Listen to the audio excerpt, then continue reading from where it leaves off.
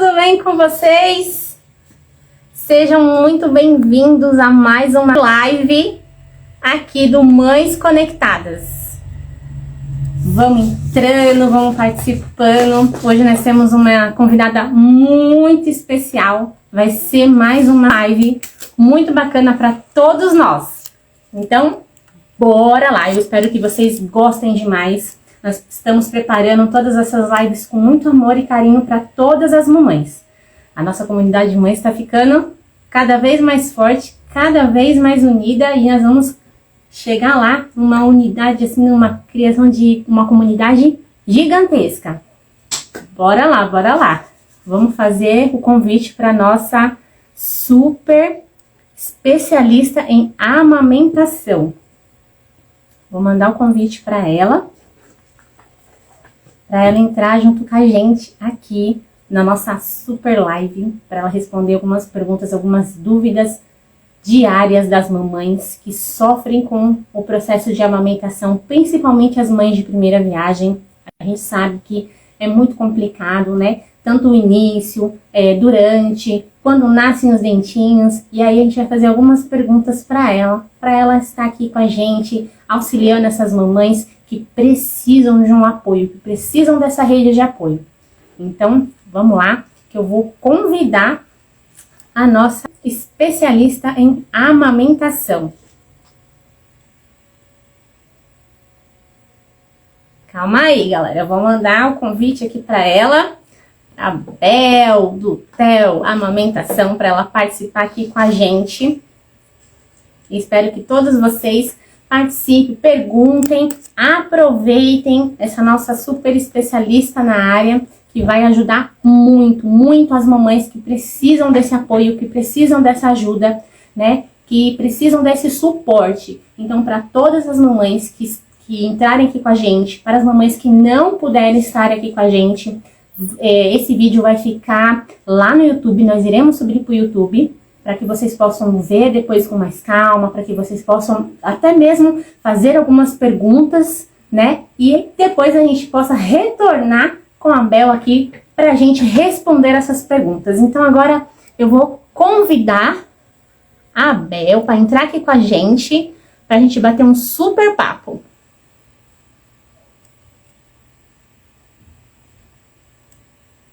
Vamos lá. Estou ansiosa, assim como muita gente, que a gente andou postando, que a gente andou conversando. Eu e a minha coleguinha Marcela somos mães recentes, né? Ela não pôde estar aqui hoje com a gente. E bora lá, né, gente? Bora lá. Espero que seja muito, muito, muito legal. Epa! Oi! Oi! Conseguimos! Que bom! Tudo bem? Tudo bem, e você?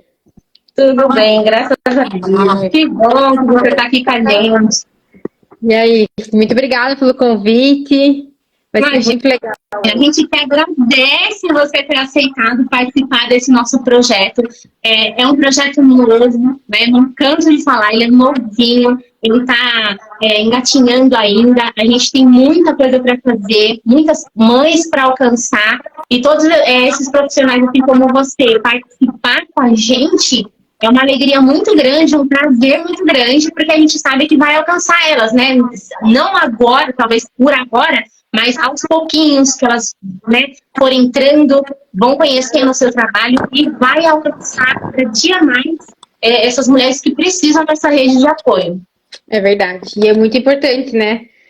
Até agora há pouco eu estava falando nos meus stories como tem desinformação na internet, as pessoas ficam postando coisas assim totalmente fora do nexo, do correto, e aí infelizmente tá todo mundo consumindo, né, porque é um monte de informação chegando, e aí ficam as mães, será que isso tá certo? Será que isso não tá certo? Será que eu faço? Será que eu não faço? Então consumir informação de qualidade, ainda mais quando se trata de filho, é muito importante, né? Verdade, com certeza, principalmente para as mães de primeira viagem, né? Mães de primeira viagem têm N dúvidas, N perguntas, e é muito difícil, porque tem muita gente, a família fica ao redor, muitos palpites, muitas coisas, e ela não sabe realmente a quem recorrer, a quem escutar. né? Então, esse espaço é justamente, principalmente, é para todas as mães, né? Todas as mães que precisam de apoio, a mãe de primeira, a mãe de segunda, de terceira, enfim. Mas, principalmente para as de primeira viagem que não sabe a quem recorrer, né? Em todas as dúvidas, principalmente nessa que é o nosso tema, os desafios da amamentação, que Jesus amado, é um dos temas mais difíceis, né? É um dos processos mais difíceis das mamães. E aí você surgiu aqui para ajudar a gente. Eu espero que a galera, todas as mamães, gostem muito do nosso bate-papo, que seja um bate-papo muito proveitoso para todo mundo. Eu espero também. E vamos lá tirar as dúvidas, né? Porque é aquela coisa, a gente tá grávida, a gente só pensa em parto. É verdade, é a primeira coisa que tem. Mas antes da gente começar, eu queria muito que você dissesse assim pra gente, quem é a Bel? Como que você começou na sua carreira? Se você começou antes de engravidar, você tem um filhinho chamado Theo, né? Tenho sim. O meu também, novinho, o meu tem 4 meses, chama Theo também. Então, eu queria muito, sério, é Theo, meu gorduchinho. Eu queria muito saber se você começou a sua carreira depois que você engravidou, se foi antes. Então, fala pra gente quem é a Bel, como que você começou, o que te inspirou a ingressar nessa carreira, né? E aí para a internet, para ajudar as mamães na internet. Então, na verdade, eu era advogada antes de ser consultora de alimentação. E aí, com a minha maternidade, eu percebi que não ia conseguir encaixar bem o meu sonho de maternidade com a minha advocacia, porque eu trabalhava muito, assim, tipo 10 horas, 11 horas por dia. Pensei, bom, como é que eu vou fazer para cuidar de um filho e para trabalhar tudo isso, né? Tudo não ia ter como. Tudo junto. E eu estudava muito para essa parte da maternidade, assim, sabe? Durante a minha gestação, eu não senti que chegou muita informação até mim. Eu vi que eu fui atrás dessa informação. De saber como era, como fazia, qual era o melhor, opção de introdução alimentar, de amamentação, de tudo, assim. Claro que eu escutei um pouco do que minha mãe me disse, que eu sei que ela me amamentou sempre, nunca usei chupeta, nunca usei mamadeira, então a minha mãe me passou isso e foi uma coisa que eu sabia que era o que eu ia seguir. Mas eu ainda não tinha essa noção da importância do aleitamento materno, foi uma coisa que eu construí com a gestação mesmo, e aí eu tinha decidido que eu não ia voltar a trabalhar, pelo menos no primeiro ano de vida do Theo. Só que eu tava estudando tanto, que até meu marido falou assim, amor, você tá estudando tanto, você tem que repassar essa informação pra frente. E aí eu comecei a fazer um Instagram pra falar sobre a minha vida, pra falar sobre mim, e aí decidi que eu ia mudar de profissão e ia ser consultora materna. Só que ser consultora materna, a gente que é mãe, a gente sabe, é um monte de coisa. Que nem você fala mais essa área de educação, de brincadeiras, todo esse voltado para isso. Mas tem amamentação, tem alimentação, tem, enfim, enxoval, tem muita coisa. Sim. Aí eu resolvi focar na amamentação e me afundei em cursos e cursos de consultoria de amamentação. E aí mudei de profissão total e me tornei quem eu me tornei hoje. Ah, tá. Então você engravidou, aí você ficou com muitas dificuldades, você não tinha assim, muitas dificuldades, embora a sua mãe te deu esse suporte nessa rede de apoio, e aí você decidiu estudar, começar a passar para frente todo o seu conhecimento para ajudar outras pessoas. Na verdade, o que aconteceu? Com a minha maternidade, eu percebi que faltava isso. De ter uma pessoa de fácil acesso para a gente conseguir conversar, tirar dúvidas, trocar ideias. Foi isso que eu senti, sabe? Aí eu pensei, não, eu vou me transformar no que eu sou, tanto que as mães que conversam comigo falam, nossa, Bel, você responde rápido. Eu respondo mesmo. Meu WhatsApp é aberto, meu Instagram é aberto, eu converso com todo mundo que vem falar comigo.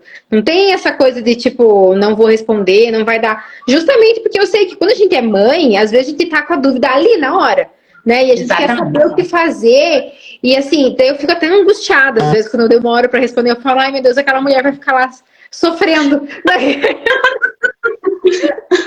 Aí, então, assim, eu meio que criei o Instagram justamente para isso, para dar esse suporte E a minha consultoria também se tornou isso, esse suporte para as mães, que foi uma coisa que eu senti que eu não tive essa facilidade, sabe? Até eu lembro que eu estava com dificuldade na amamentação na primeira semana, e eu lembro de mandar mensagem para uma consultora e ela não me deu moral, assim, ela não me deu um feedback, aí, vamos conversar, o que você quer? Um apoio, né? No momento que você mais precisava, ela não te deu suporte. Ela nem me perguntou o que estava acontecendo, então, e daí eu me virei sozinha. Sabe? E aí eu penso assim, falo, pô, mas será que essa mãe no puerpério não quer esse feedback, essa coisa assim? O que está acontecendo com você? Me conta um pouquinho, deixa eu ver como é que a gente pode fazer, como é que a gente pode encaixar na agenda para a gente resolver.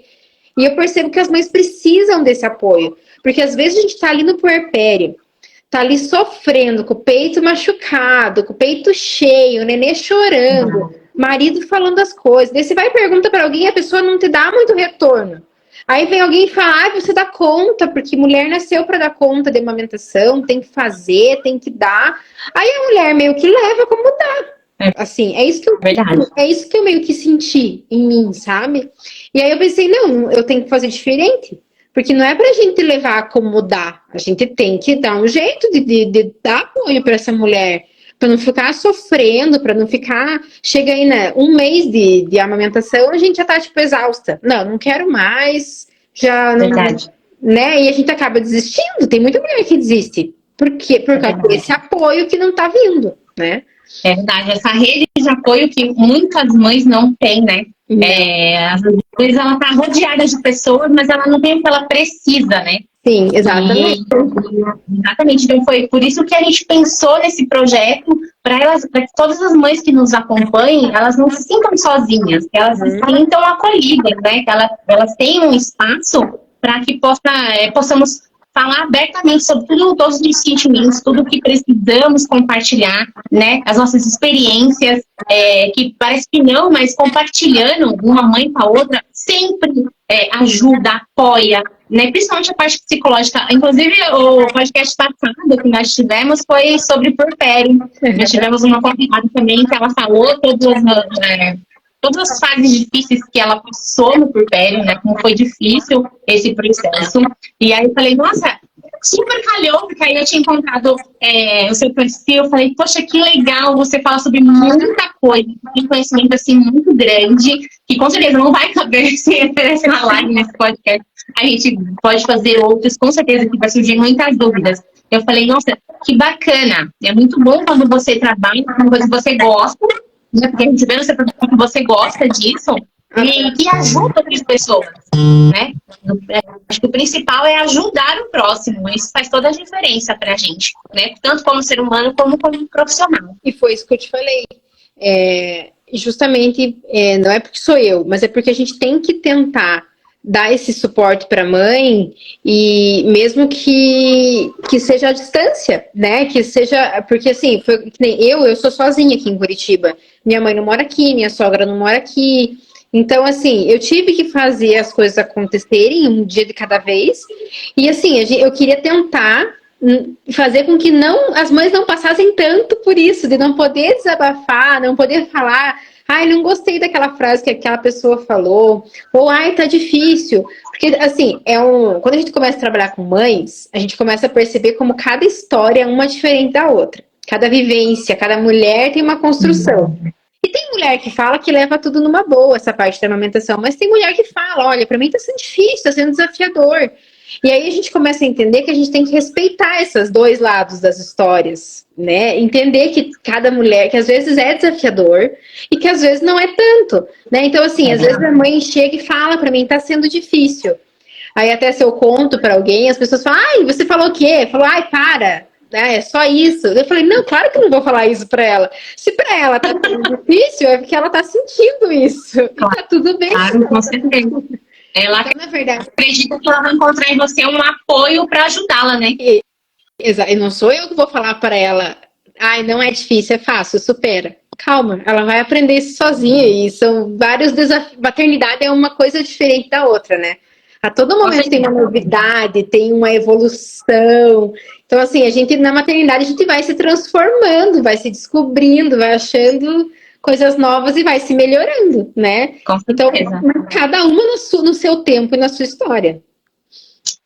Com certeza. Eu fiz aqui uma listinha de algumas perguntas que nós recebemos de algumas mamães. E aí, assim, nós focamos bem nessa questão mesmo da amamentação, que é a grande dificuldade delas. E aí eu vou ir passando para você, para ver se você ajuda elas a responder, para ajudá-las nesse suporte, tá?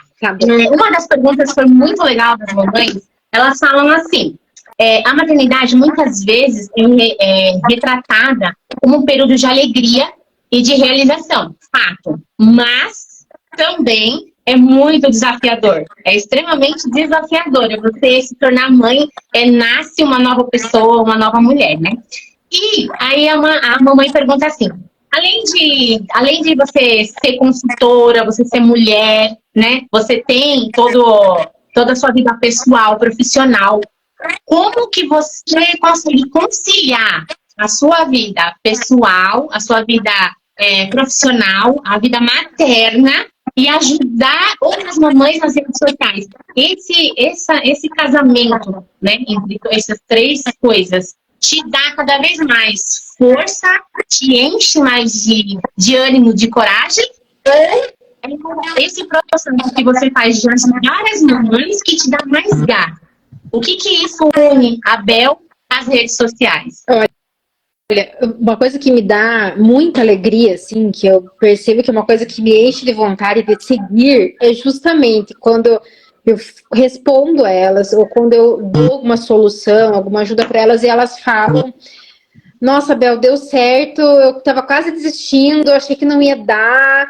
Ou, nossa, ele mamou hoje, ele dormiu, obrigada, eu não tinha conseguido. Então, assim, eu percebo que eu consigo fazer a diferença para elas.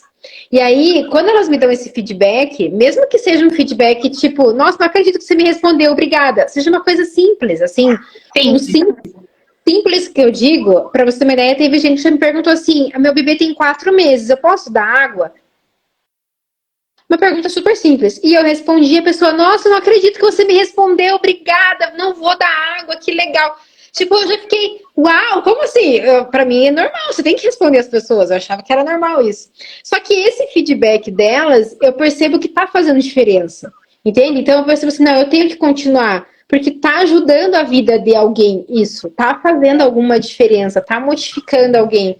E aí, isso me dá muito ânimo para seguir, assim, sabe?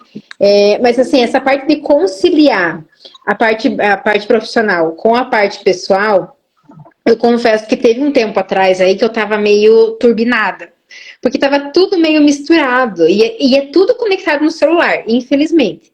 É WhatsApp, é Instagram, é TikTok, é YouTube, tudo ali. Google, todo mundo trabalhando junto. Então fica o tempo inteiro o meu celular. Aí, o que aconteceu? Faz 1 mês e meio, mais ou menos, eu acho, que eu decidi colocar um horário no meu WhatsApp.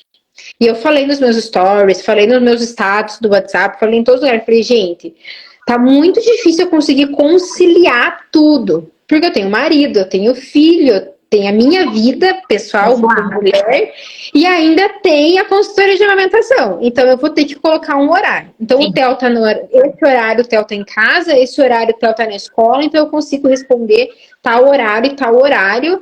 Eu tive que estabelecer isso, porque como eu fiquei aberta a todo momento estar conversando com elas, todo momento estar respondendo, a minha cabeça, quando eu não respondia, ficava tipo: meu Deus, eu preciso dar conta, eu preciso responder. É como se você se sentisse que não estivesse sendo útil naquele momento para aquela mãezinha, né? E aí, assim, eu ficava nessa sensação de que eu preciso ajudar aquela pessoa tá esperando eu responder.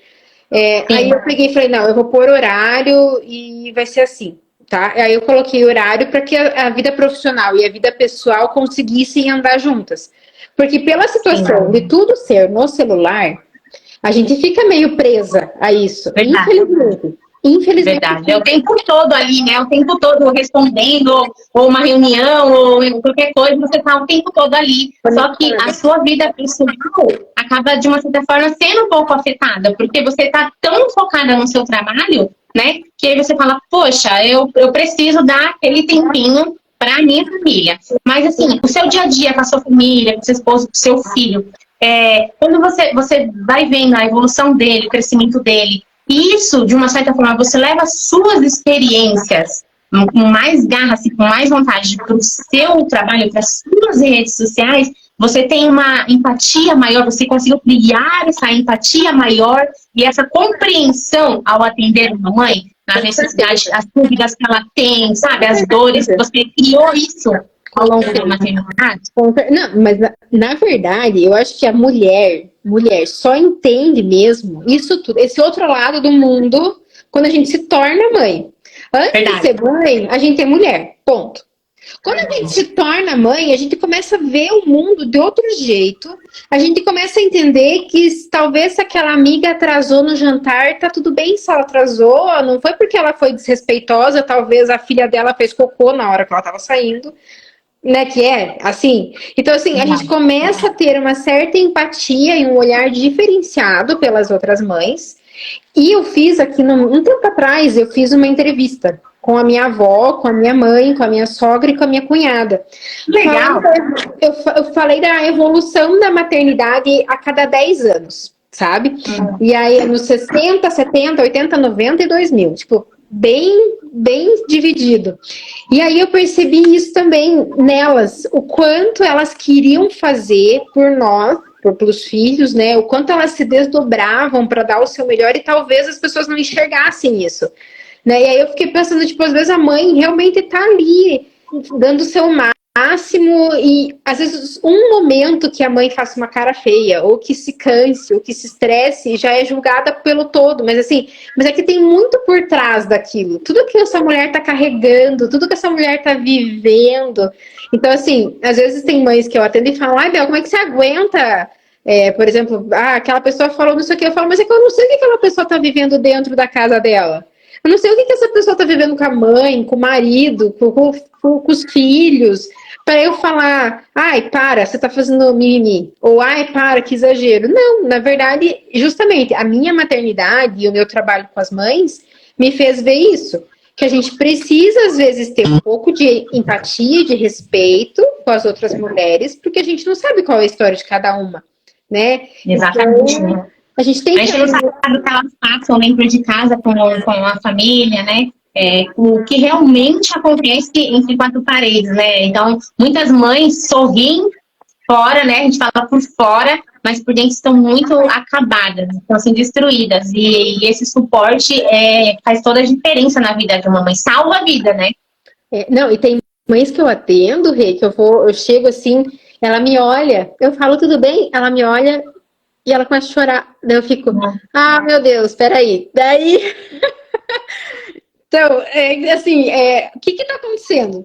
O que tudo tá passando por ela, de eu perguntar se tá tudo bem, ela faz ela chorar. Então, assim, às vezes a consulta vai além da amamentação, entende? Além do que a amamentação o que está acontecendo na amamentação e com o bebê mamando. Vai muito além disso. Então, a gente... O emocional, né, bate. O emocional bate. É uma das perguntas que eu ia fazer, que eu vou fazer para você. Como que você lida, né? Como que você trabalha o seu emocional para trabalhar com essas mães, para tratar essas mães, fazer esse processo? Porque assim, como você acabou de falar, ela chega uma mãe lá no seu consultório, né? E aí ela desaba. E nesse momento, bate a emoção de você, bate aquele sentimento. E só que você tem que agir como uma profissional, porque ela está ali confiando no seu trabalho, confiando que você vai dar um suporte para ela e que ela vai ser, digamos assim, resgatada, né? Muitas mães, elas pensam, na verdade, isso, um resgate. Como que você trabalha o seu psicológico para trazer essa ajuda, para trazer essa ajuda para essa mãezinha e não intervir na sua vida pessoal? Você consegue equilibrar o seu trabalho na sua vida pessoal quando diz respeito à parte emotiva mesmo? Você trabalha com muitas mães, que é muito difícil. Você consegue fazer esse equilíbrio? Como que você faz esse equilíbrio psicológico? Então, na verdade, chega a ser até um pouco frio isso. Porque assim, eu tenho que entender que a história que ela tá... Eu não posso influenciar na história que ela tá vivendo dentro da casa dela, o que ela tá passando. Eu tenho aquele momento da consultoria para acolher ela, né? E até eu sou coaching materno também. Mas eu não trabalho diretamente como coaching materno. Eu uso as ferramentas do coaching para essa escuta das mães. né? Como que eu vou escutar aquilo e não apontar o dedo para ela? Né? Porque às vezes elas desabafam comigo. Às vezes elas olham para mim e falam, olha o que eu tô passando. E aí, eu não vou falar, manda teu marido embora. Eu não vou falar, manda tua sogra embora. Eu tenho que escutar aquilo e processar a resposta que eu vou dar para ela, porque eu não sou ninguém. Eu sou uma profissional contratada. Então, assim, eu tenho essa empatia, esse olhar de falar para ela que ela tá dando o melhor pelo momento dela, pela maternidade, pelo bebê, e que tá tudo bem, ela tá chateada, que isso vai passar, que é um momento. Então, eu tenho que ter essa empatia. E assim, o que eu aprendi é que eu não posso realmente carregar tudo isso sempre, porque são muitas mães, igual você falou. Sim. Se eu for o tempo todo carregar todas essas histórias comigo, vai chegar uma hora. Aí assim, o que acontece? Às vezes alguma coisa ou outra eu conto pro meu marido sem contar quem é a pessoa, só falo da história, eu atendi fulana de tal. Daí ele fala, qual? Ele não sabe associar. Às vezes, se é caso de gêmeas, por exemplo, às vezes ele lembra da história. Mas ele não lembra, porque é muita mãe, né, que eu conto. E aí, às vezes eu compartilho alguma história com meu marido, e aí ele fala, amor, mas não tem muito o que fazer, porque às vezes eu fico chateada, que nem você falou, é difícil separar. Tem histórias que eu fico, tipo, que vontade de pegar essa mãe e levar ela embora, sabe? Assim, eu já tive esse sentimento. Mas foi o que eu falei, eu não posso interferir na vida dela. Eu tô ali como profissional, como consultora, meu papel é acolher. E aí, o que ela quiser desabafar e conversar comigo, eu deixo aberto. Sim. Mas eu aprendi a separar justamente porque, como diz a minha terapeuta... É muito cansado, né? A minha terapeuta fala assim pra mim, Bel, você vai conseguir resolver a vida daquela pessoa? Não. Se você não vai conseguir resolver a vida daquela pessoa que já é adulta, que já faz, então não pega isso pra você. Que é tipo slime, né? A gente aperta a mão e aí escorre por meio dos dedos. Verdade, pura verdade. É tipo isso, né? É muito complicado. Então vamos lá para as perguntas das mamães. Então, tem uma pergunta muito bacana aqui. Ela fala o seguinte. Bel, quando uma mãe começa a amamentar, quando ela vai te procurar, ela sabe exatamente se expressar. O que ela precisa para estar nesse momento de intimidade com o bebê? Ela sabe passar para você, Bel, eu não tô conseguindo aumentar meu filho, eu estou muito, uma mistura de muitos sentimentos, o que eu faço? Qual que é a primeira coisa que ela pergunta para você, que ela pede ajuda a você em relação à amamentação? A mãe de primeira viagem, vamos dizer assim. Qual que é a primeira coisa que ela recorre a você quando ela chega no seu consultório? Quando as mães me chamam já na consultoria pré-natal, que eu faço pré-natal e pós-parto, né? Então, quando elas já vêm no pré-natal, que elas estão com o bebê na barriga ainda, elas têm a minha consultoria pré-natal, a gente vai falar sobre a parte de cuidados com recém-nascido e sobre a amamentação. Mas, normalmente, o que elas me falam é, eu tô morrendo de medo de amamentar. E aí, teve uma das mães que eu atendi por dias, elas falam, eu tenho medo de amamentar. Porque, assim... Então a preocupação não é iniciar o parto, especificamente, é a amamentação. Porque elas recebem muita informação de familiares, de amigas, de pessoas à volta delas, falando que a amamentação dói, que a amamentação não é legal. Então, assim, aí elas ficam com esse medo, essa sensação de que elas vão amamentar e que vai doer, que o bico vai rachar, que vai fissurar... Essas coisas todas, entende? Então, aí que mora o problema. Normalmente é essa a primeira coisa que elas me falam. Quando é pré-natal. Aí, quando é pós-parto, normalmente cada uma tem a sua situação de, o meu bebê tá precisando complementar, como é que eu posso fazer? Ou meu bebê, eu tô com muita dor para amamentar, como é que eu posso acabar com essa dor? Que aí é um olhar diferenciado que eu preciso avaliar cada bebê para entender o que tá acontecendo. Mas, normalmente, no pré-natal, a primeira coisa que elas me falam é isso. Eu tô com medo de amamentar. Meu maior medo é amamentar. Amamentação. Aí no caso, então, nós sabemos que a amamentação, ela é assim, é um processo extremamente desafiador. Mas, por exemplo, eu tenho uma pergunta que eu achei muito legal que dá para incluir nessa que você acabou de falar. A mãezinha pergunta assim, quais são as melhores dicas para garantir um começo bem tranquilo e sucedido na amamentação? Porque o começo, principalmente para mim, na minha primeira filha, né, eu tenho a minha filha de 5 aninhos e agora o Theo de 4 meses. No começo, nossa, eu fiquei muito mal na amamentação, porque eu vi que, né, os mamilos, eles ficam rachados, incomoda, machuca. A gente não sabe o que fazer. Como você falou, muitas mães recorrem à internet, a gente busca por informações, são N coisas que muitas das coisas acaba sendo prejudicial, não ajuda em nada, né? Por isso, o ideal é você procurar um profissional da área.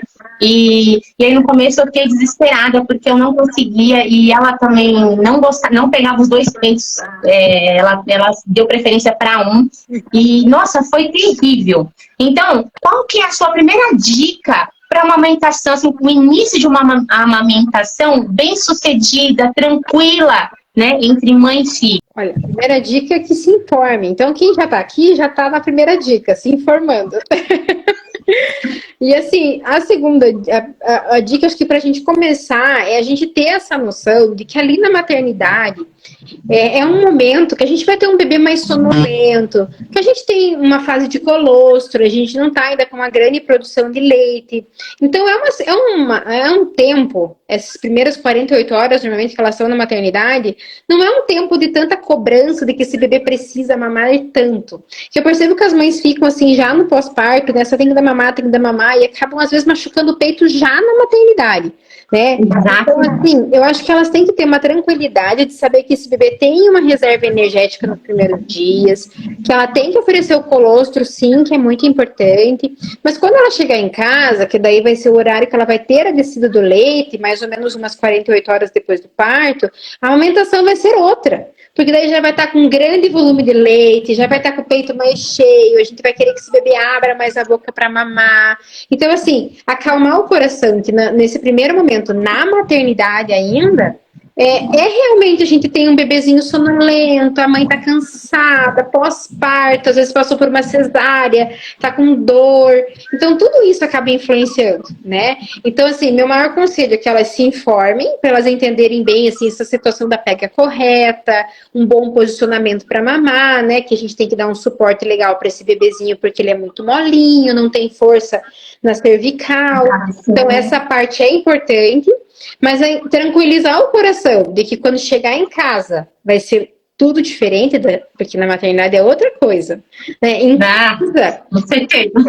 É outro papo, assim. Então, assim, elas tranquilizem o coração, porque quando chegar em casa, elas vão ali, tá, agora eu vou amamentar meu bebê, né? Perfeito. E responde uma coisa pra gente também. O que fazer quando o bebê opta, né? Ele acaba escolhendo por um peito mesmo, né? No caso do meu filho, ele desde a maternidade, ele se adaptou com um único peito mesmo, e aí se deslancha, e aí começa as fissuras. Aí vem as fissuras, né? E você fica naquele desespero porque é dor na hora de você amamentar, você quer amamentar, você tá ali no momento com o seu filho, mas aí você sente muita dor. Então, o que a mãezinha ela pode fazer para ajudar nessa questão das fissuras e do bebezinho que faz essa escolha logo que ele nasce de pegar um único peito?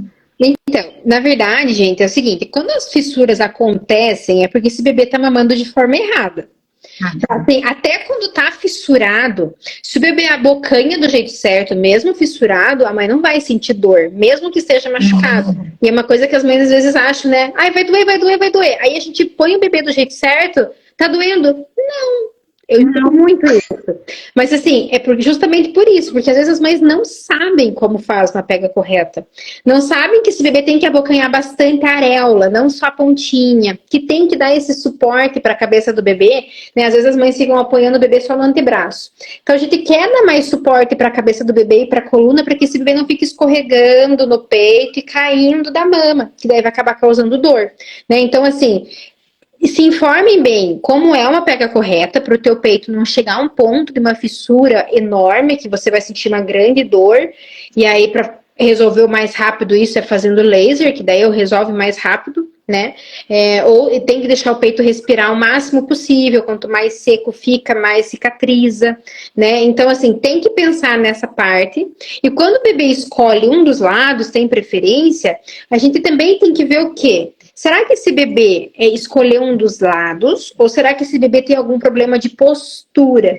Porque às vezes o bebê fica muito tempo na barriga numa posição só, né? Fica muito tempo assim, ou muito tempo assim, ou muito tempo assim, né? E isso causa situações na postura do pescoço e da coluna do bebê. E aí, muitas vezes, o bebê tem preferência de lado. Por quê? Sim. Porque é mais fácil para ele fazer aquele movimento daquele lado, né? E aí, o que a gente faz? A gente indica que o bebê faça uma sessão de osteopatia, né? A gente avalia esse bebê, vê se esse bebê tá muito viradinho para um lado, muito viradinho para o outro, né? Se você vira a cabecinha do bebê, às vezes ele vira, daqui a pouco ele já vira para cá de novo. Aí você vira de novo. E o bebê daqui a pouco tá assim de novo. Então, assim, é uma preferência mais postural do bebê. E aí o bebê acha mais fácil mamar no direito, e daí fica no direito, ou fica no esquerdo. Então, assim, quando a gente vai fazer uma consultoria de amamentação, não é só um peito que a gente vai olhar, a gente tem que olhar esse bebê também. Né? Por que esse bebê gosta mais do lado direito? Será que ele não tem um vício de postura? Né? Então, a gente tem que pensar também. Que legal, então, no caso, essa questão da escolha deles pode vir, inclusive, da barriga, né? Desde a gestação, o modo que ele foi, que ele fica lá ajeitadinho, né? Depende de como às vezes a mãe trabalha sentada muito tempo, ele ficou de um lado só, uma posição só. Então, isso vem desde a barriga, e aí pode, depois que ele nasce, ele dá preferência pro lado que ele se sente mais confortável, é isso? Isso mesmo, isso pode acontecer. E aí o que eu sempre falo para as mães, porque assim, o corpo dá conta de produzir de um lado só. Mas a gente quer que faça dos dois lados, para não ficar com um peito diferente do outro, né? Então, eu falo para as mães estimularem o outro lado, né? Então, fazerem a ordenha para que não pare de produzir do outro lado. Tentar posições diferentes com o bebê, posição invertida, posição de cavalinho, posição deitada, né? Que o bebê, para tentar que o bebê aceite o outro lado também. E procurar olhar esse bebê, assim, a postura desse bebê, ver se realmente não é isso, se não é uma questão postural, que aí a osteopatia, que é o fisioterapeuta osteopata, que ajuda o bebê a se reorganizar, tá? Ah, que legal. Então não fica a dica aí para mães que sofrem desse problema do nenê ter uma única opção. O meu estava assim, confesso, no começo, e eu falei, meu Deus, como é que pode? Eu passei ele na pediatra, entendeu? Eu conversei muito com ela também. E ela falou assim, mãezinha, justamente, você tem que pôr ele no outro lado, para ele ir se adaptando, até mesmo para não deformar o seu seio, e para ele ir se acostumando, né? E aí eu comecei a fazer isso, eu percebi na madrugada. Comecei a colocar ele na madrugada, ele mama super bem, como se ele tivesse no peito de preferência, e aí ficou normal, ele já mama nos dois, né? Então eu fiquei super tranquila. E aí eu falei, poxa, muitas dúvidas, muitas mães, né? Acaba por ser até mais fácil, pelo menos ficar chorando, acaba não querendo que ele tem mais preferência, mas aí vem a questão de deformação do corpo, vem as dores que tem no peito, acabando sendo mais, acaba vindo mais força de um lado só, que era o caso que estava acontecendo comigo, veio muito leite, muita dor, e o outro acaba mexendo também, e aí, nossa, é uma mistura de emoções muito grande. Então, fica a dica para as mães que estão com esse problema. Então, vamos para a próxima pergunta, que eu achei muito legal essa próxima pergunta. É uma das mamães perguntou assim pra gente. Bel, sabemos que a amamentação é uma oportunidade única para fortalecer o vínculo entre mamãe e filho.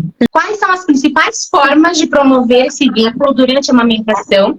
E quais são as suas dicas para fortalecer ainda mais esse vínculo? Essa pergunta eu achei muito legal. Porque, assim, é um momento mesmo único, né? A gente, quando tá ali com o nosso bebezinho ali amamentando, a gente se sente, assim, super, né, no máximo, super poderosa ali. A gente tá amamentando um serzinho e tal.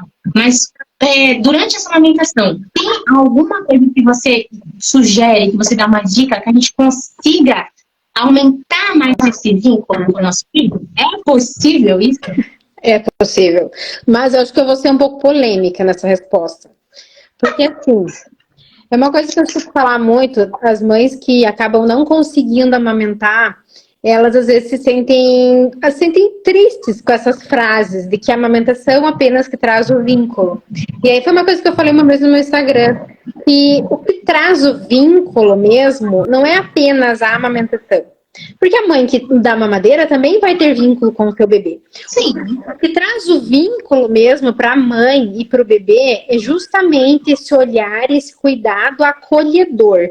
Então, mesmo que a mãe dê mamadeira ou dê peito, não adianta nada você dar o peito ou dar a mamadeira e a hora que a criança cai no chão, você fala, não foi nada, levanta aí, filho. Sim, verdade. Entende? Você não tá apoiando nada. Essa criança tá ali chorando e você, desculpa os amantes da chupeta, mas você pega e põe uma chupeta na boca da criança para a criança ficar quieta. E você não entendeu por que essa criança está chorando. Então eu vejo que quando a gente tá amamentando e quando a gente ou tá dando mamadeira, pra gente criar mesmo um vínculo forte com o filho, é justamente abrir o espaço do choro do filho. O espaço do filho chorar e consequentemente, daqui a pouco, vai estar falando o que ele está sentindo, o que tá causando dentro dele, entende? Então, eu acho que a gente tem que abrir esse espaço para o filho, de o que está acontecendo, filho? Por que está doendo? Por que o bebê está chorando? O bebê está chorando por causa do quê? É uma cólica? É uma dor? É um desconforto? Né? O que esse bebê está querendo? Então, assim, às vezes é um calor, né? Calor excessivo, que a mãe agasalhou demais, né? Exatamente. Sono.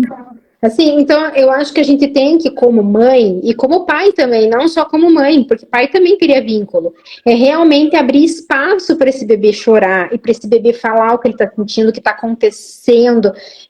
Então, assim, eu acho que isso que cria vínculo, sabe? Esse momento de qualidade que você vai ter com o teu filho, de você conversar, de você entender o que essa criança está sentindo, o que essa criança está passando, e daí depois sentar, brincar com essa criança, escutar o que essa criança tá te dizendo. O Theo, às vezes eu tô ali lavando louça, ele vem com papel, esses dias ele veio com 2 post-its desenhados. Mãe, qual bicho você gostou mais? Esse monstro do mar ou esse monstro voador? Daí eu parei com a louça para olhar o que ele estava fazendo. Então, assim, parece ridículo, mas, assim, é 1 segundo que foi de atenção para ele e ele adorou que eu dei essa atenção para ele. Então, isso é que traz vínculo e que traz tempo de qualidade para o filho.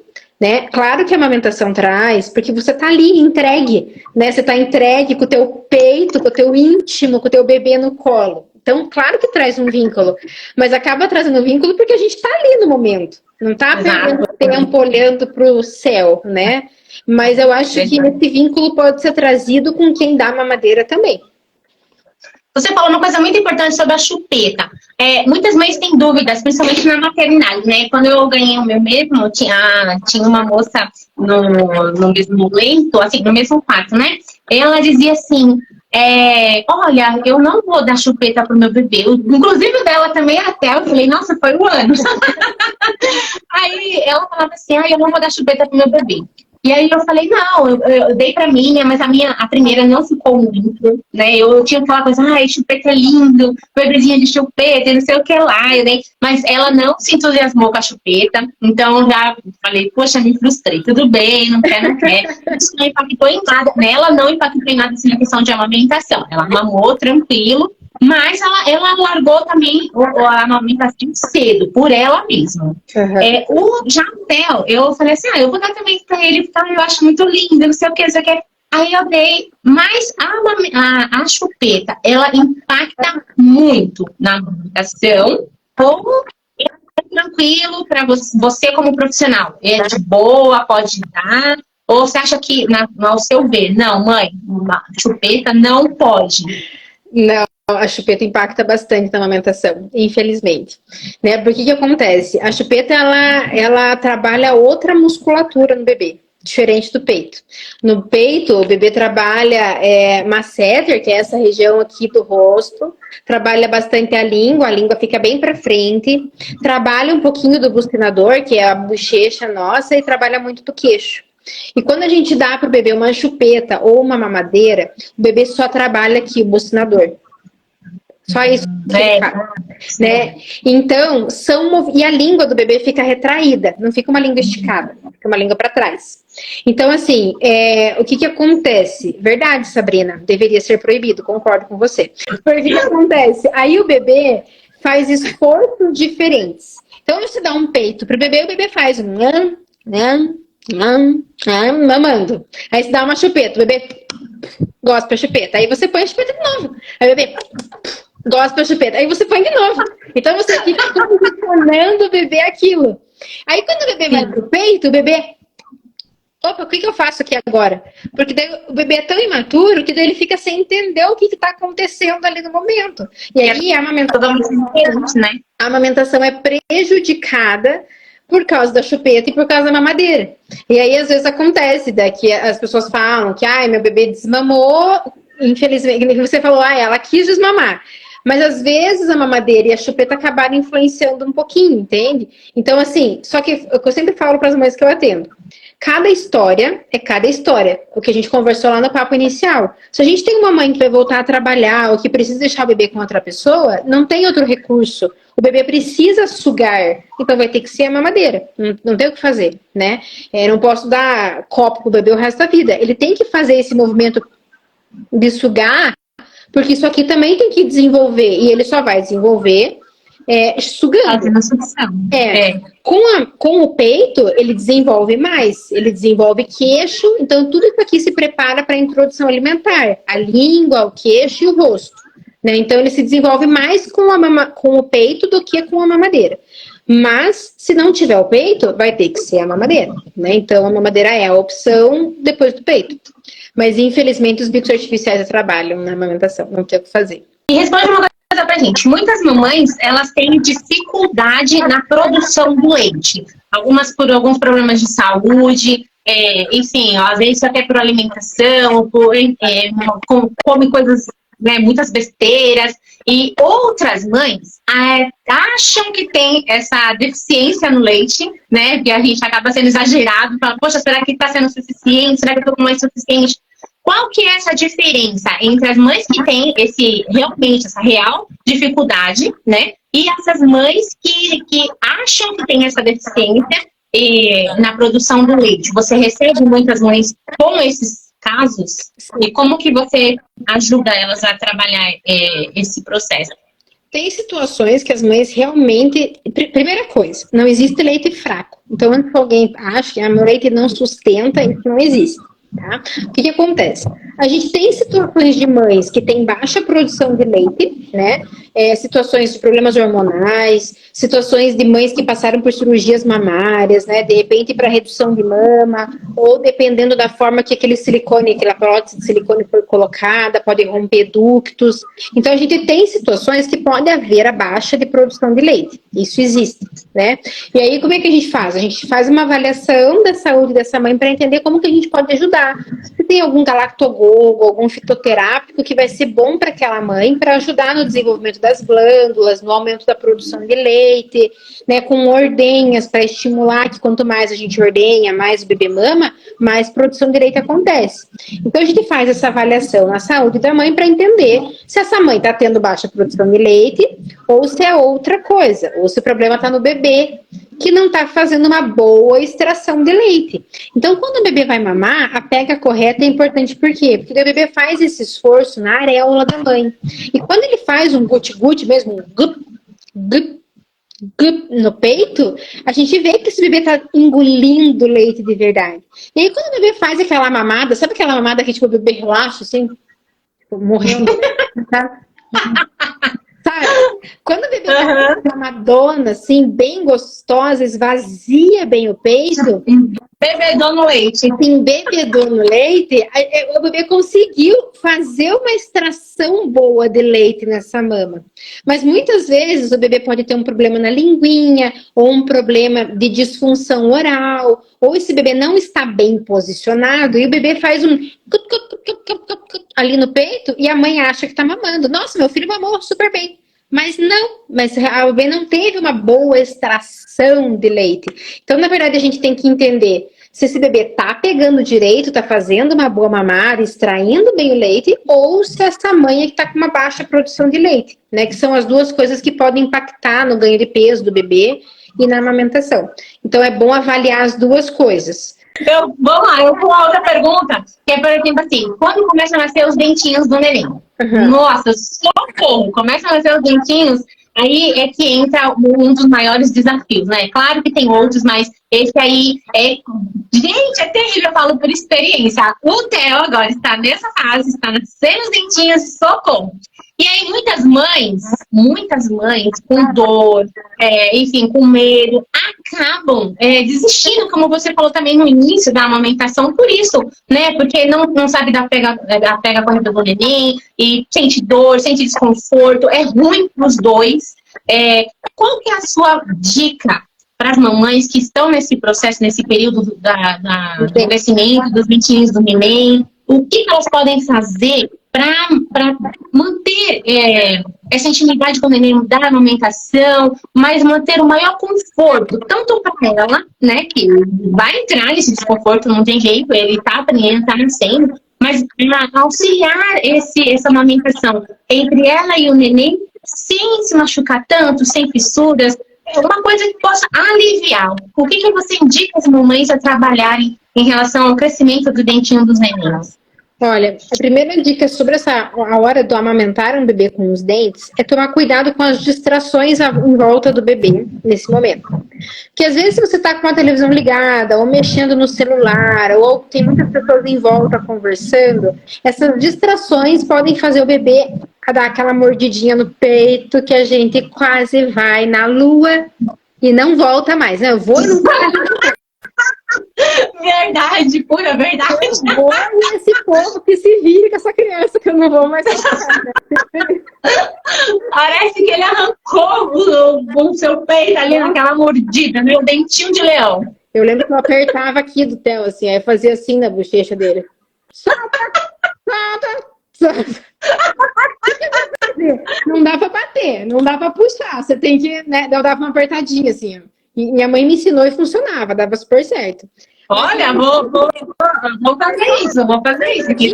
Tinha assim, ó, tipo, ele soltava. Aí, então, assim, a minha dica de tomar cuidado com as distrações, e às vezes é uma besteira. Você pega o celular na mão, tipo, você tá ali com a criança, não tem mais ninguém em volta, mas a criança quer a tua atenção. E eles não são nada bobos. Então, assim, tomar cuidado com as distrações em volta na hora de amamentar uma criança com dentes, que isso pode machucar mesmo. E outra coisa é, em momentos fora da amamentação, a gente fazer, de repente, um peitolé, esgota um pouquinho do leite, faz um geladinho de peitolé, um picolézinho, para ajudar esse bebê a tirar o desconforto da gengiva, né? Esse geladinho aqui vai ajudar o bebê a tirar um pouco desse desconforto, um mordedor geladinho, alguma coisa que tire o desconforto para que quando o bebê vá para o peito, ele não fique querendo roçar a gengiva no peito. Então a mãe pode fazer isso, por exemplo, sei lá, uma meia hora antes, uns 20 minutinhos antes do peito? Dá sim. Né? Só tomem cuidado com aqueles mordedores muito pontiagudos. Né? Eu postei esses dias no meu Instagram falando sobre isso. Tem alguns mordedores que parece mãozinha, parece pezinho. Aí isso dá uma sensação de bico pro bebê. E o bebê pode se confundir. Daí vai pro teu peito, no mordedor ele morde, ninguém reclama. Daí vai pro teu peito, ele vai fazer a mesma situação. Então pega mordedores que são mais arredondados, né? Que tem essas bolinhas assim, mas que não lembrem um biquinho de peito, né? Então as minhas dicas são essas. Ai, que demais. Adorei, porque essas eu vou pegar pra mim, porque eu estou nessa fase que tá punk de ver estrelas. Olha, o peitolé, que é o picolé de leite materno, aqui em casa era super sucesso. Eu esgotava, eu fazia uns 2, 3 peitolézinhos assim, só pequenininhos, não precisa fazer um grandão, né? Mas um pouquinho que você faça já é o suficiente para eles roçarem, e é o leite materno congelado, vai tirar o problema da gengiva e não vai fazer mal nenhum.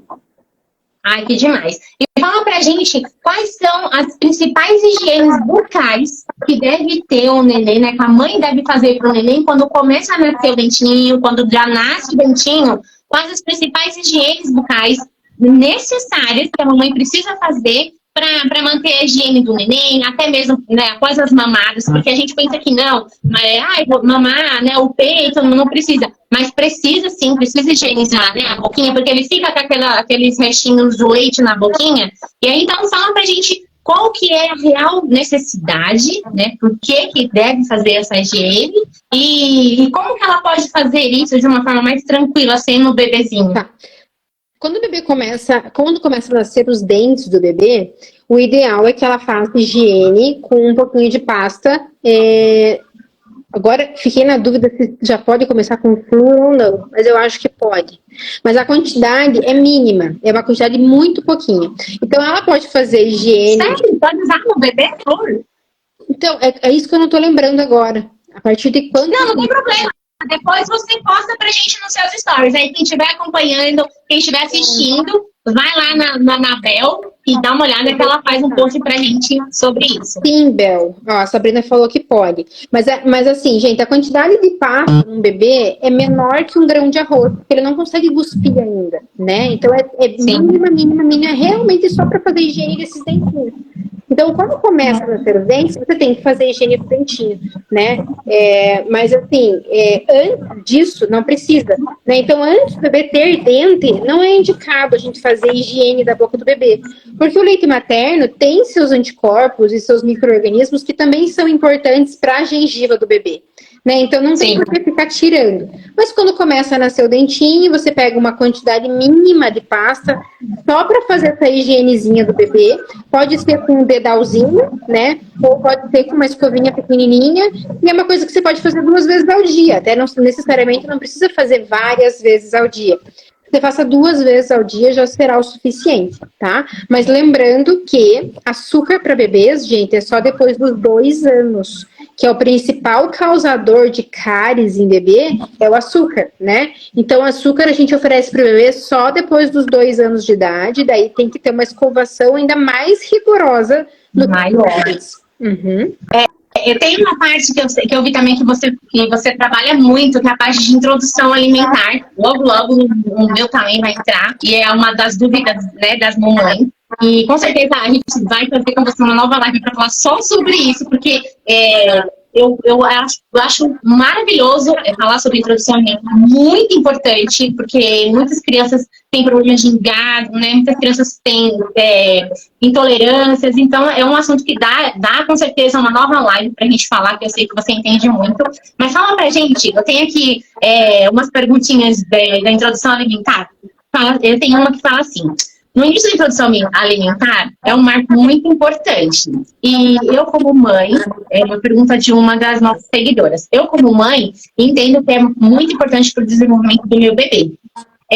Fala pra gente, Bel, quais são os principais sinais que o bebê está pronto a partir do momento, geralmente a partir dos 6 meses, que o pediatra indica, né? Quais são os principais sinais que o bebê está pronto para iniciar uma alimentação complementar com as mamadas? E se há algum alimento que atrapalha na amamentação? Por exemplo, vai iniciar a introdução alimentar. E aí tem algum alimento que vai confundir ele com o leite, que vai atrapalhar depois o leite, que vai fazer ele deixar de mamar no peito? Ou isso é totalmente mito, não tem nada a ver?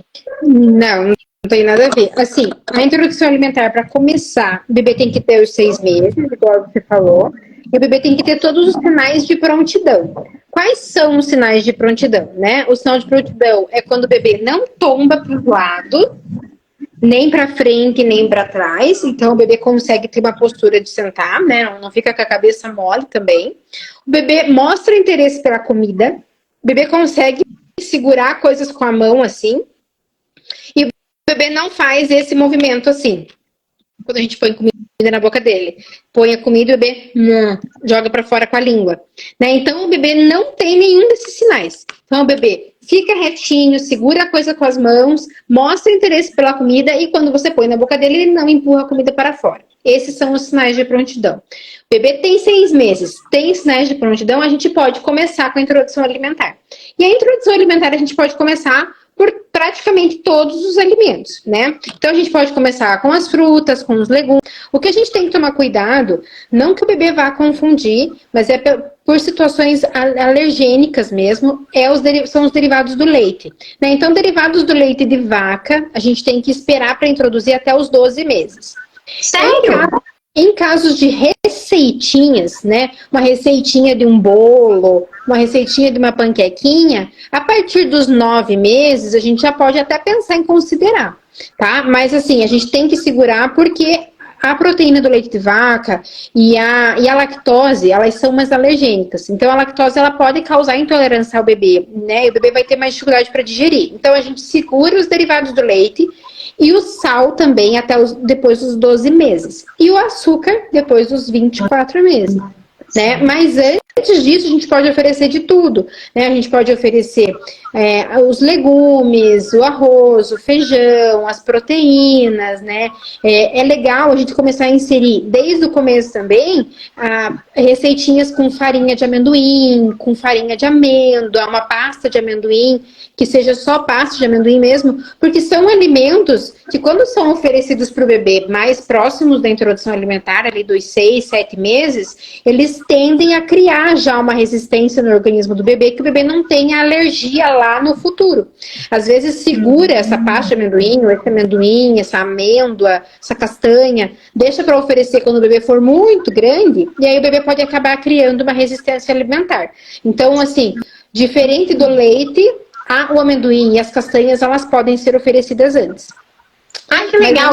Então, por exemplo, uma alimentação dada antes do tempo pode causar intolerância na criança, né? Então, às vezes ela nem tem, mas aí, como foi dada antes do período do organismo dela estar preparado para receber, pode causar essa intolerância. Pode. Olha, demais, gente. É sempre incrível falar com especialista. Muitas perguntas, eu recebi, sim, várias. Mas, claro, né, a gente não tem todo o tempo do mundo. Mas eu vou correr com mais algumas para você responder só mais algumas pra gente finalizar. E a gente volta com um novo podcast com outras perguntas sobre introdução, que eu falei que eu acho que é muito importante para as mamães. Mamães de primeira viagem sofrem demais com isso, né, com as dúvidas. Agora, eu queria muito falar sobre desmame. Essa é a parte, assim, gente, é uma parte que, principalmente pra mim, eu sofri demais com essa parte. É um momento que a gente sofre, porque a gente fala, poxa, eu me sentia que eu não era mais útil, que eu não ia ser mais útil, né? Então, pra mim, foi muito difícil essa parte do desmame. Pra muitas mamães é muito difícil. Então, quando chega uma mamãe lá no seu consultório e ela já tá iniciando esse processo de desmame, quais são as principais dicas que você passa para essa mãe sobre o desmame? O que ela precisa se preocupar primeiro? Além do psicológico, né? Toda essa parte emotiva, o que ela precisa, assim, focar? O que eu falo para as mães sempre é assim, primeiro, você quer isso, né? Você quer desmamar? Qual que é a tua razão, né, de começar um desmame do bebê? Eu faço consultoria de desmame com bebês a partir de bebês de, no máximo 15 meses, né? Mas pelo menos 15 a 18 meses é o ideal, que a gente já tenha um bebê que está entendendo melhor os limites do não, do sim, e que já, muito provavelmente, tem uma rotina alimentar. Eu acho muito importante pensar nisso, porque quando a gente vai fazer o desmame do bebê, não é simplesmente tirar o bebê do peito e dar uma mamadeira para o bebê. Isso não é desmamar, né? E o bebê vai ter como principal alimento dele o leite até os 12 meses. Então, se a mãe precisar desmamar ele antes de completar 1 ano, esse bebê vai continuar mamando leite até completar 12 meses, mesmo que ele já comece a introdução alimentar aos 6 meses, né? Então, assim, por que você vai começar a desmamar esse bebê? Então, vamos pensar, a gente já tem uma criança que é maior de 1 ano, eu vou voltar a trabalhar, ou eu tô cansada, Bel, pra mim não dá mais, eu quero mudar essa rotina de mamadas, né? O bebê não tá comendo direito, por exemplo.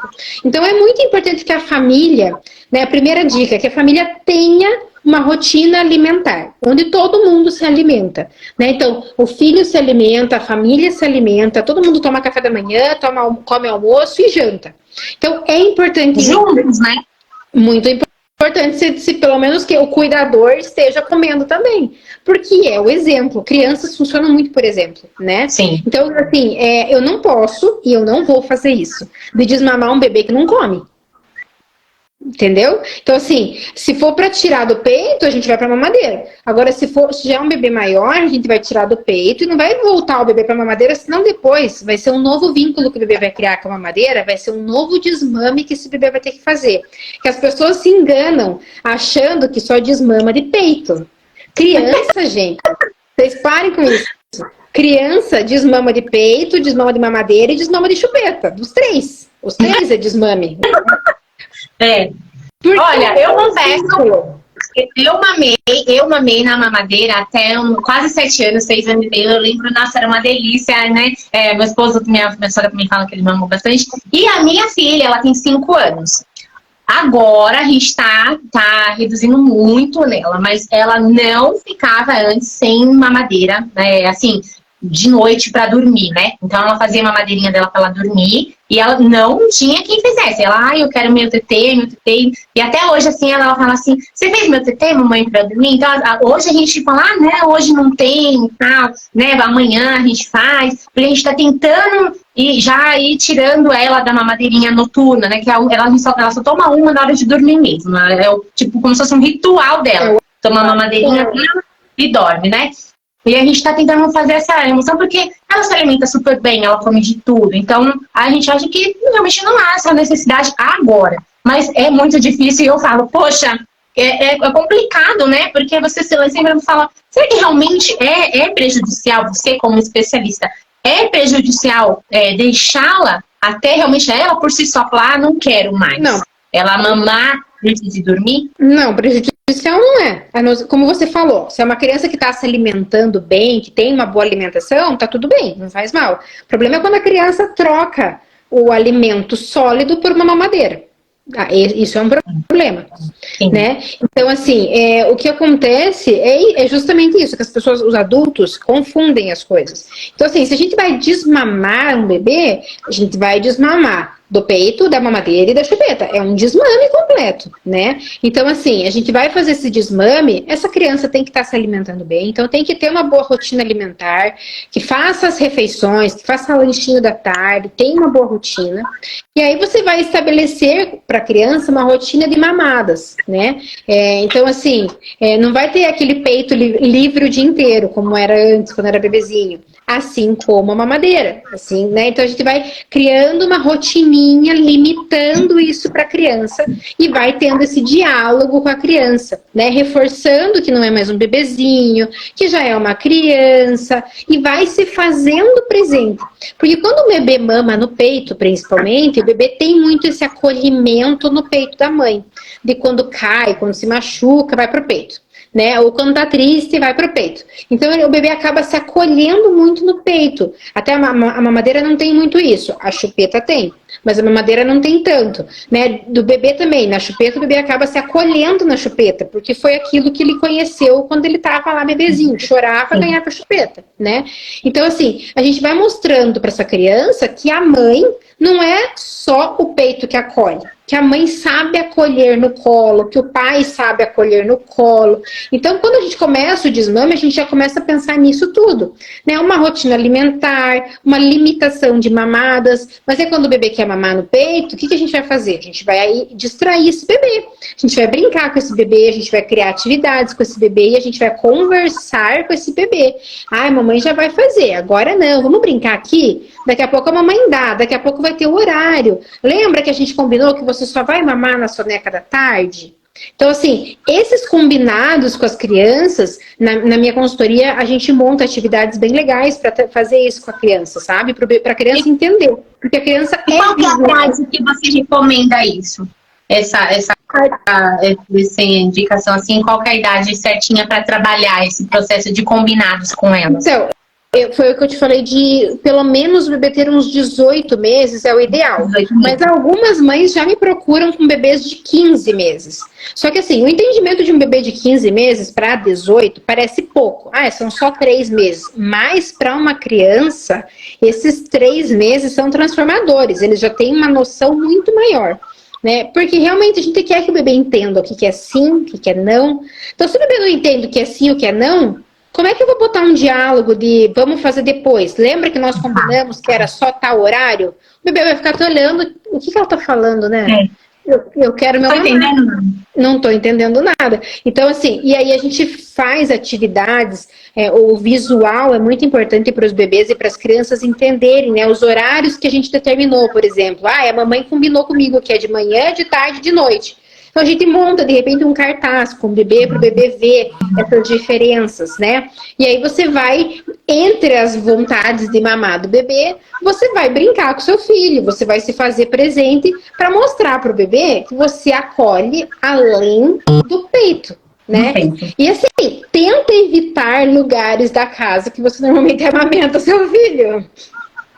Então, se você não quer dar mamar para ele, você sempre dá mamar para ele deitada no sofá, por exemplo.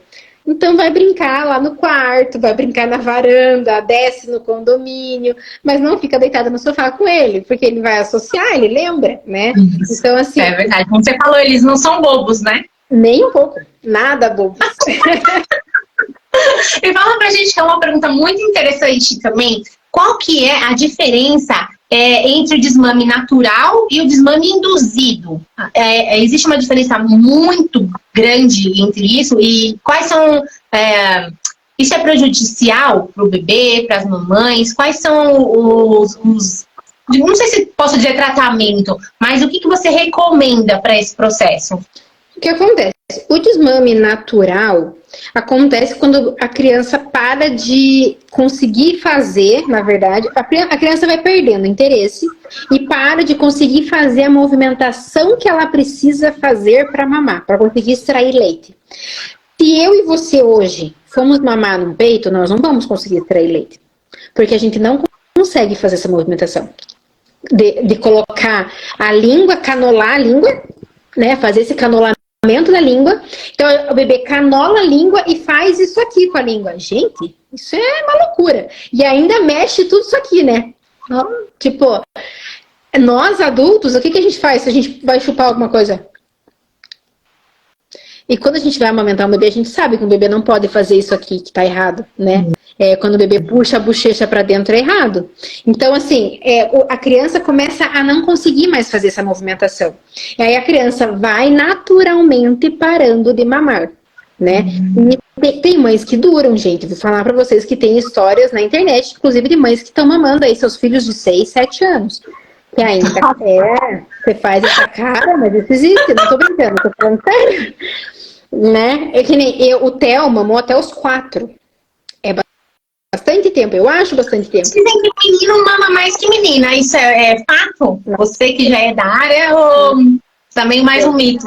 Não sei. Mas assim, eu não sei se é verdade, mas o Theo, a gente fez um combinado. Eu fiz o desmame dele para ele parar de mamar, tá? Mas assim, o desmame natural mesmo é quando a criança resolve não mamar mais. A criança perde interesse e não quer, né? Isso existe, isso não é... A minha foi assim, e ela parou de mamar com 11 meses. Ela falou, não, ela não quis mais, e aí ela se alimentava tranquilo, mas ela parou de mamar no peito. Ela não largou a mamadeira, né? A mamadeira, ela era a parceirinha dela ali, mas ela também se alimentava bem, comia tudo. Mas no peito ela parou com 11 meses. E quando a gente faz o desmame gradual, respeitoso, que é o mais correto a ser feito, é que você não vai criar nenhum trauma nessa criança, porque você não vai dizer, não vai ter mais, pronto, acabou. Né? Aí a gente trabalha com outra forma, fazendo isso que eu te falei, de uma criação de rotina, de atividades. A gente vai modificando o dia a dia desse bebê para que esse bebê vá criando o hábito de não precisar mais, não querer mais mamar.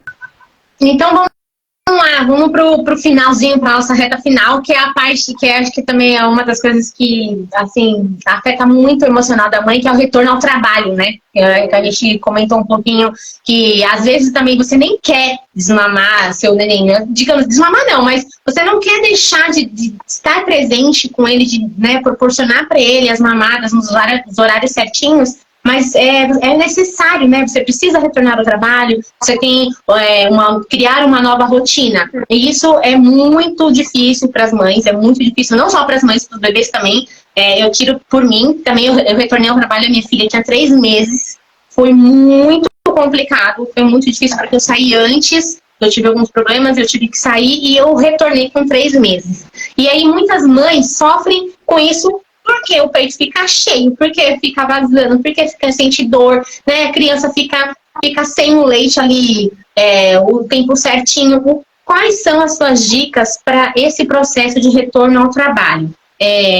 Para o neném manter a ordem das amamentações direitinho e não desvincular, assim, não sei se talvez desvincular. Você que, no caso, é profissional, você pode explicar para a gente melhor. Mas isso interfere na questão da amamentação do peito ou não? Ela pode simplesmente tirar o leite, armazenar direitinho e o responsável que for ficar com o nenenzinho vai fornecer no prego no horário normal. Isso atrapalha no momento da amamentação, do peito mesmo?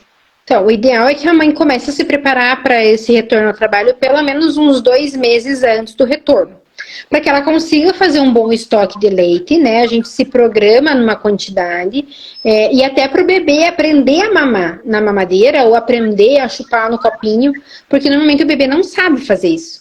Então, assim, é mais um desafio para a mãe, fazer com que o bebê se alimente fora do peito. Né? Então, assim, eu sempre falo para elas, vamos tentar fazer essa consulta de retorno ao trabalho, começar a pensar nessas ordenhas pelo menos uns 2 meses antes, para fazer um estoque legal. Ah, o meu bebê mama comigo, mama 3 vezes. E se no dia que você não tá, ele resolve mamar 5?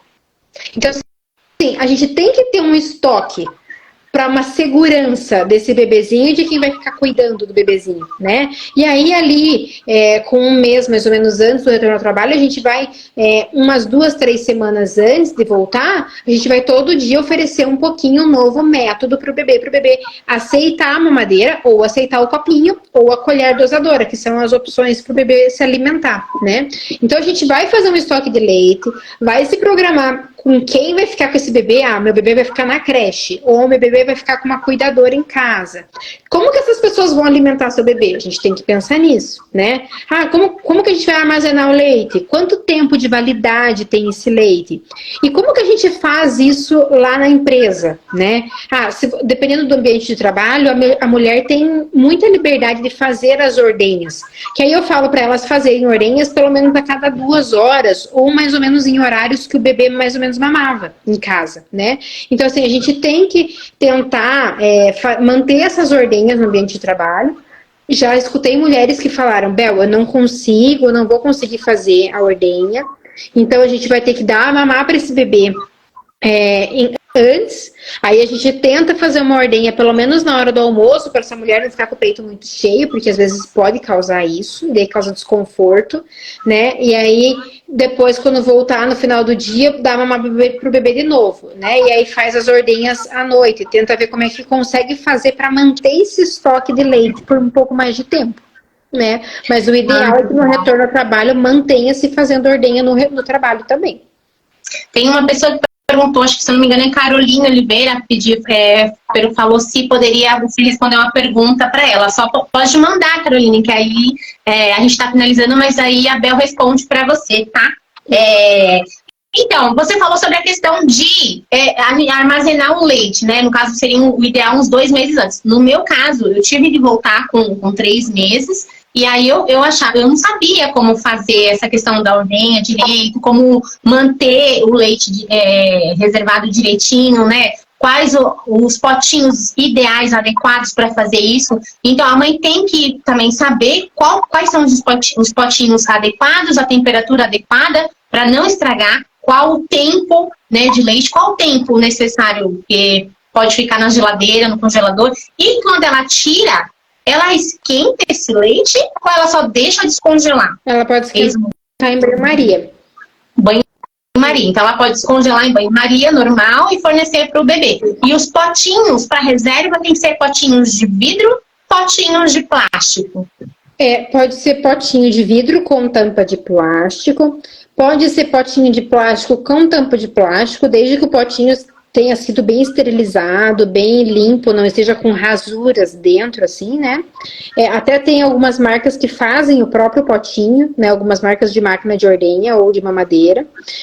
E tem também aqueles saquinhos para armazenar leite materno, só que os sacos não são reutilizáveis, né? Então aí a gente tem que usar uma vez só, e descongela e já usa novamente. Esse leite pode ser armazenado no freezer. Sabe aquele freezer que é separado da geladeira? Né? A geladeira fica embaixo, o freezer fica em cima, ou vice-versa.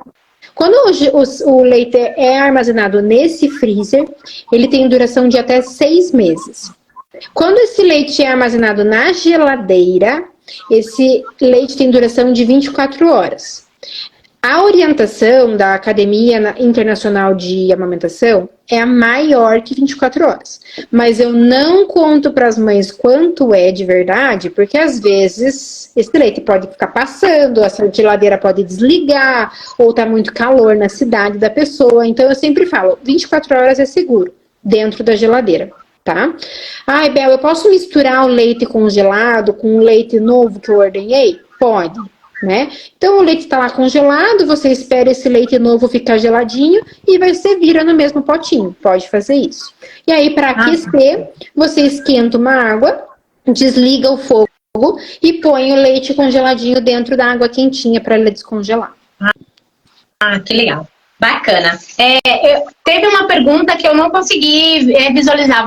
Não sei se você conseguiu ver, uma pessoa fez uma pergunta falando sobre o bebezinho com dor no bico, né? Ou um carocinho, eu não entendi. Ela falou, meu bebê mama, mas não só meu caroço e dói muito. Caroline, você pode estar com ducto entupido. Isso pode acontecer. Se não some o caroço, mesmo que você faça massagem no lugar, né, da mama ali, fazer massagem e o bebê mama, e mesmo assim não sai, se tiver um carocinho duro, ficar vermelhinho, dolorido, pode ser um ducto entupido isso. Olha, Bel, demais, assim, foi incrível. A gente tem muitas coisas para conversar, porque o seu perfil é top, o que você trabalha lá com ele para as mamães é demais. Tem muita coisa que você vai ajudar muitas mamães. Assim, pra gente está sendo um prazer ter você como nossa parceira nesse projeto. Vai vir muitas perguntas, com certeza, depois que a gente subir esse vídeo lá pro YouTube, vai chover de perguntas aqui para as mamães. Assim, eu fiquei muito feliz que você pôde participar do nosso podcast. Demorou, que a gente foi interrompida. Mas o bate-papo vai ficando muito bom. Muitas perguntas, e eu, como mãe também novinha, aí eu aproveito para ajudar as mamães também que estão nesse processo, né? Então, eu faço algumas perguntas que já sei que vai ajudar outras mamães. Então, eu tenho muito a agradecer a sua participação. Foi incrível, está sendo incrível. Muito obrigada mesmo de coração por aceitar participar dessa comunidade que a gente está tentando criar para as mãezinhas. Desculpa algumas coisas, porque é muita emoção, é muita coisa, é muita pergunta. A gente tem tudo, né? Para fazer uma live bem bacana, bem proveitosa e que seja satisfatória para as mamães, né? Que elas consigam realmente entender, ser acolhidas, que elas consigam receber coisas que elas não conseguem de outras pessoas, né? Ter uma rede de apoio aqui. Então, eu espero que a gente tenha ajudado elas de alguma forma, né? Ficou faltando muitas perguntas, mas vai vir para uma outra hora, uma outra live. Então, eu só tenho mesmo muito a agradecer. Obrigado mesmo por você estar aqui com a gente nessa tarde de sexta-feira, tirar o seu tempinho aí para estar aqui com a gente. Que isso, obrigada a você, conte comigo. E obrigada pelo convite, adorei participar da live com vocês.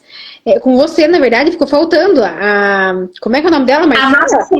A Marcela, minha parceira aqui do projeto, ela teve um contratempo aí. Ela não pôde participar também, ela é muito animada também. Com certeza seria muito legal. Mas uma próxima, com certeza nós vamos marcar uma próxima. Vai ser bem divertido, porque ela também fala demais. Porque ela também tem uma nenenzinha, né? Os nossos nenéns nasceram no mesmo mês, tem o mesmo tempo. E então, com certeza vai ser muito bacana. Vai vir muitas mais perguntas aí para você. Então, tá bom. Vou aguardar o próximo convite, então. Pode passar. Vamos marcar com certeza. Então, muito obrigada mesmo. Muito obrigada. Fica com Deus.